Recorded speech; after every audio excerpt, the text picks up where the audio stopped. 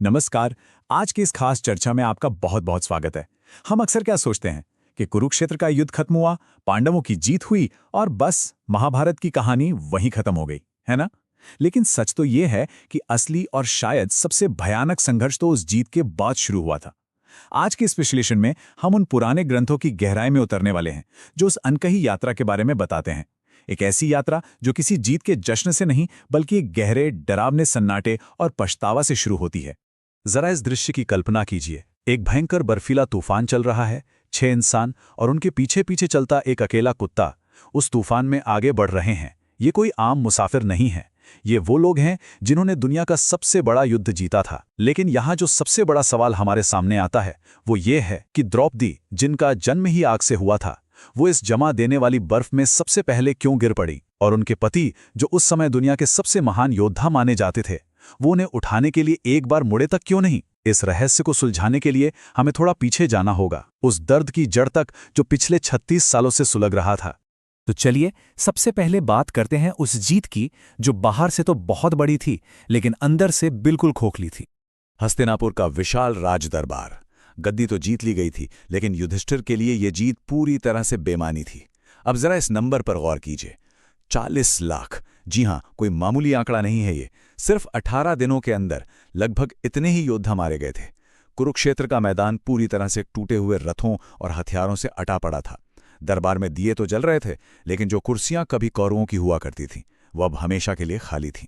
भीम, जिन्हें युद्ध के बिना सब अधूरा लगता था, और अर्जुन का वो महान धनुष कांडीव बस धूल फांक रहा था।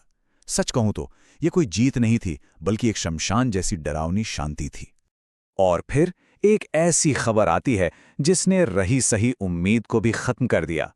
समुद्र के किनारे बसी वो शानदार सोने की नगरी द्वारका अचानक पानी में डूब गई और भगवान कृष्ण इस संसार को छोड़कर चले गए। ग्रंथों के अनुसार ये वो आखिरी झटका था जिसने युधिष्ठिर को अंदर तक तोड़ दिया। सोचिए, कृष्ण के बिना तो सब कुछ अर्थहीन हो गया था। बस उसी पल युधिष्ठिर ने अपना ताज उतारा, परीक्षित को गद्दी सौंपी और अपने सारे शाही कपड़े उतारकर त्याग दिए। और यहीं से शुरुआत होती है महाप्रस्थान की, यानी वो अंतिम यात्रा जहां से कोई नश्वर इंसान लौटकर नहीं आता। अपना सारा राजपाट छोड़कर पांडवों ने एक ऐसी यात्रा शुरू की जिसे महाप्रस्थान कहा गया। हस्तिनापुर के उन विशाल दरवाजों से निकलकर वे घने जंगलों से गुजरे, फिर तपते हुए रेगिस्तानों की रेत छानी और अंत में जा पहुंचे विशाल हिमालय के बर्फीले पहाड़ों तक। अब देखिए, जैसे जैसे ये रास्ता मुश्किल होता गया ना, वैसे वैसे उनका मानसिक बोझ और उनके पापों का वजन भी उन पर भारी पड़ने लगा। ये सिर्फ एक पहाड़ की चढ़ाई नहीं थी, ये असल में उनके कर्मों की चढ़ाई थी। लेकिन इस बिंदु पर ध्यान देने वाली एक बहुत ही अजीब और दिलचस्प बात है। इस लंबी यात्रा में वो अकेले नहीं थे। जब उन्होंने अपने रेशमी कपड़े, गहने और सारे हथियार एक पत्थर की मेज पर छोड़ दिए और बिल्कुल साधारण कपड़ों में आगे बढ़े, तो एक कुत्ता उनके साथ हो लिया। 6 इंसान जिन्होंने अपनी सारी सांसारिक मोह माया छोड़ दी थी, और उनके ठीक पीछे चलता हुआ एक बेहद वफादार कुत्ता। कोई नहीं जानता था कि वो कुत्ता अचानक वहां कहां से आ गया।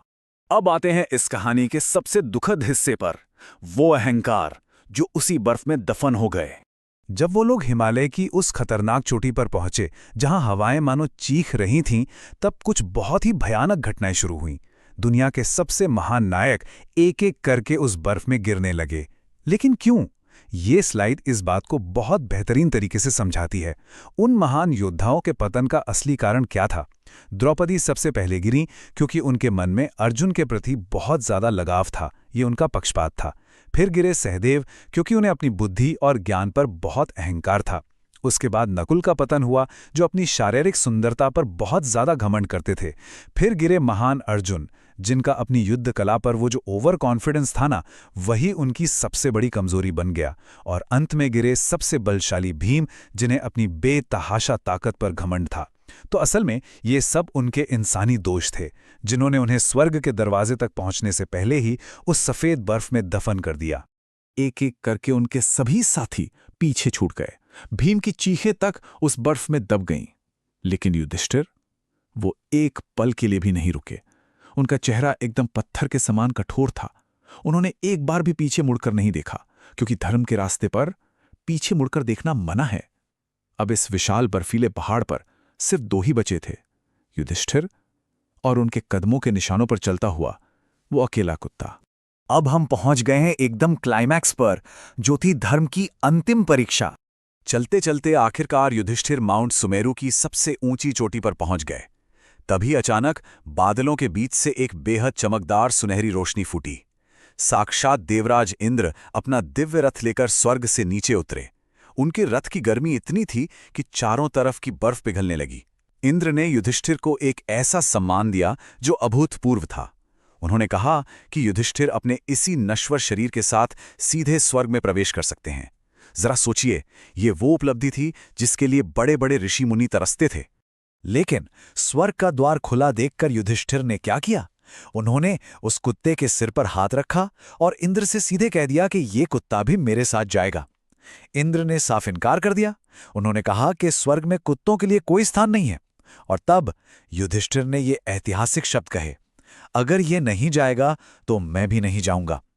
जरा इस बात की गहराई को समझिए। एक थका हुआ इंसान जो अपना सब कुछ खो चुका है, उसने सिर्फ एक कुत्ते की वफादारी के लिए स्वर्ग के सीधे प्रस्ताव को ठुकरा दिया। तो यहां सबसे अहम बात जो हमें समझनी है वो ये है कि युधिष्ठिर ने सांसारिक और स्वर्गीय सुखों से ऊपर सच्ची वफादारी और धर्म को चुना। और जैसे ही उन्होंने ये फैसला लिया, वो कोई मामूली कुत्ता नहीं रहा, वो अचानक एक दिव्य रूप में बदल गया। वो साक्षात धर्मदेव थे जो खुद युधिष्ठिर की ये अंतिम परीक्षा ले रहे थे। अंततः वफादारी की जीत हुई और युधिष्ठिर अपनी सबसे कठिन परीक्षा में सफल हो गए। लेकिन रुकिए, कहानी यहां खत्म नहीं होती।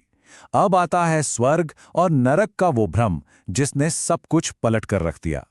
धर्मदेव के आशीर्वाद से युधिष्ठिर ने आखिरकार स्वर्ग के उन सुनहरे दरवाजों को पार किया। लेकिन अंदर कदम रखते ही उन्होंने कुछ ऐसा देखा जिसने उन्हें पूरी तरह से हिलाकर रख दिया। उस स्वर्ग की चमक दमक के बीच युधिष्ठिर ने देखा कि दुर्योधन एक सोने के सिंहासन पर बड़े आराम से बैठा है। जी हाँ, वही दुर्योधन जिसने ये पूरा युद्ध करवाया, जिसने द्रौपदी का इतना बड़ा अपमान किया और लाखों लोगों की जान ली।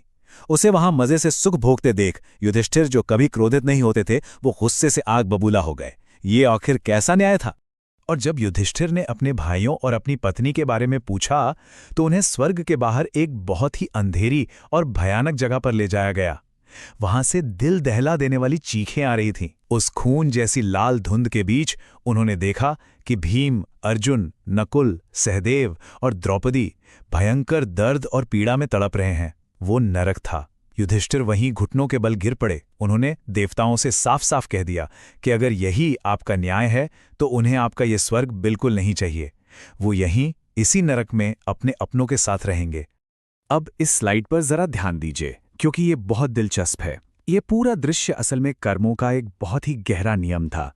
ग्रंथों के अनुसार नियम ये है कि जिसने बहुत पाप किए हों उसे पहले अपने थोड़े बहुत पुण्यों के लिए कुछ पल का स्वर्ग मिलता है और फिर हमेशा के लिए नर्क। और जो बहुत पुण्यात्मा है उन्हें भी उनके छोटे मोटे पापों के लिए कुछ पल का नर्क भोगना पड़ता है। युधिष्ठिर का वो नरक में रहने का जो फैसला था ना, वो असल में उनकी आखिरी परीक्षा थी। और जैसे ही उन्होंने नरक को चुना, वो पूरी माया, वो पूरा भ्रम वहीं टूट गया और सब कुछ एक दिव्य रोशनी में बदल गया, जहां उनके सभी भाई और द्रौपदी पूर्ण शांति में थे। चलिए अब इस पूरी चर्चा को आज के नजरिए से देखते हैं, हमारे अंदर के पांडव। असल में ये पूरी महाकाव्य यात्रा केवल किसी बीते हुए युग की कोई पुरानी कहानी नहीं है। ये हम इंसानों के स्वभाव का एक आईना है। वो कमजोरियां जिन्होंने इन महान पात्रों को नीचे गिरा दिया, द्रौपदी का मोह, नकुल का अपने रूप पर गर्व, सहदेव का अहंकार, अर्जुन का ओवर कॉन्फिडेंस और भीम का घमंड, क्या ये सब आज हम सबके भीतर कहीं न कहीं मौजूद नहीं है? बिल्कुल है। हम में से हर एक इंसान अपने अंदर एक पांडव छुपाए हुए हैं। और सच तो ये है कि ये इंसानी कमजोरियां ही वो असली बोझ हैं जो जीवन की इस लंबी यात्रा में हमें भी कभी कभी गिरा देती हैं। तो इस पूरे विश्लेषण के अंत में एक बहुत ही गहरा और विचार करने वाला सवाल हमारे सामने खड़ा होता है। जब सब कुछ छिन जाता है, ना आपकी ताकत काम आती है, ना रूप, ना आपकी बुद्धि, तो अंत में सिर्फ और सिर्फ आपका धर्म ही बचता है। जरा सोचिए, अगर कभी इंसान को सब कुछ त्याग कर केवल एक चीज चुनने का मौका मिले तो क्या चुनना चाहिए? वो स्वर्ग का लालच या फिर निस्वार्थ वफादारी? इसी विचार के साथ आज की ये चर्चा यहीं समाप्त होती है। मुझे पूरी उम्मीद है कि इस अनकही यात्रा ने आपको सोचने पर मजबूर जरूर किया होगा। अपना कीमती समय देने के लिए बहुत बहुत धन्यवाद।